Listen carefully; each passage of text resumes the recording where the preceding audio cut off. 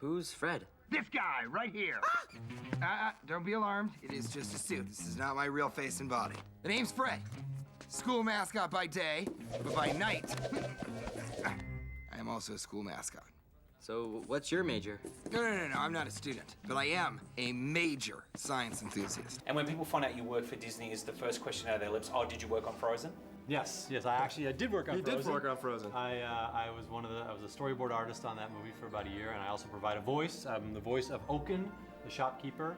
A real howler in July, yeah? He's the guy that says, woohoo, that guy, I'm that guy. And he also says, big summer blowout. Big summer blowout. That's me and my sort of iffy Norwegian accent.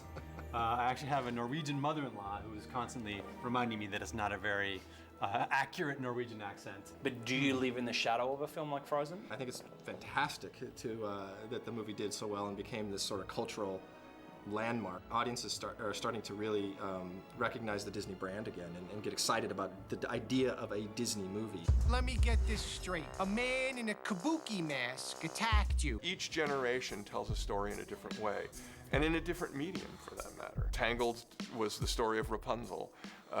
Frozen was an adaptation of the Snow Queen.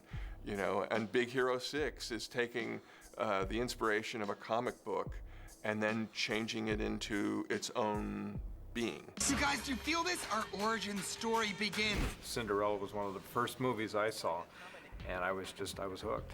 I grew up watching Disney films and always aspired to be a Disney animator. It was always the dream, so it is literally a dream come true. The writers of the film have told me story is king. Where does that leave you guys? I think that is absolutely true, and I think everyone at the studio supports that mantra. What we do is we bring the characters to life. We help tell that story, and that is why we do what we do. Is we are storytellers as well. We're the actors and the stunt people that help to tell that story. How do you get something from a rough concept to what we see as the finished product? It starts with storyboarding, and then there's just kind of this overlapping process. So layout then takes it out of story sketch. They start creating the environments, the world that these actors and the characters are going to appear in, and then the animators step in, and then they perform, they act, they create the action. Steady, big guy. Let's just take this slow. Up,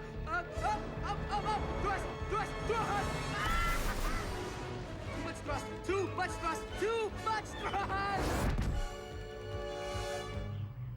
No. Back on. On. Up.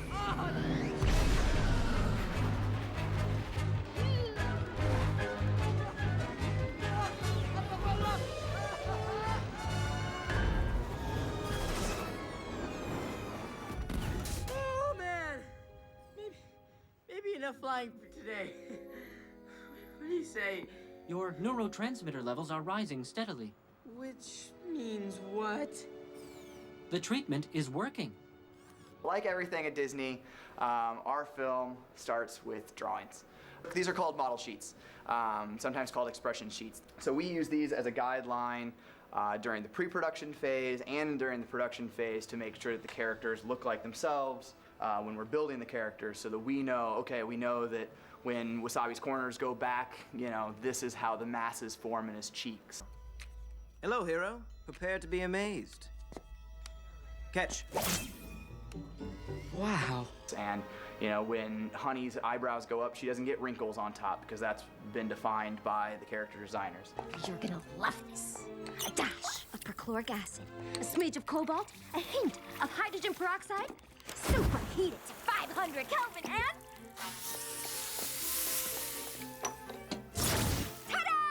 When we start, they look like this. We have controls for everything, down to the fingertips, the eyelids, the tongue. We can puff the cheeks, cross the eyes, squish the nose. We can bow the arms. We can do all the different kinds of things. How long does it take to animate 1 second? We usually do about 3.5 seconds a week per animator.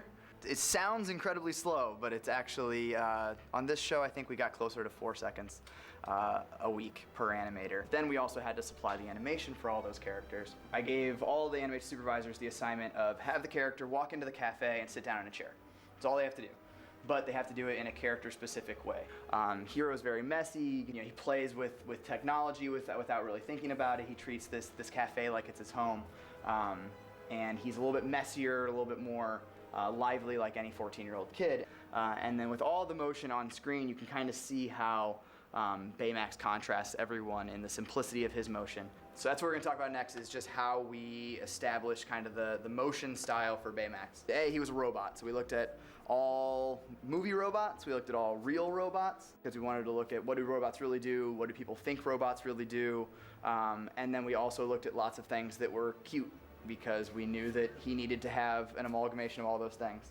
And so where we landed was here, with penguins. Baby penguins in particular, they don't use their arms, their wings, which kind of speaks to the robotic nature of Baymax. Robots don't use any part of their body that they don't need to use because they're not humans. They don't have to throw their weight around.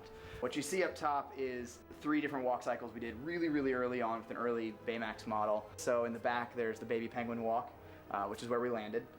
Then there's a baby with a full diaper, and then there's just a fat baby. Coming up, why that fat baby posed big challenges for the animation team. We learn how to bring a character to life, and can you teach a pudgy robot to fist bump? That's next on the making of Big Hero 6.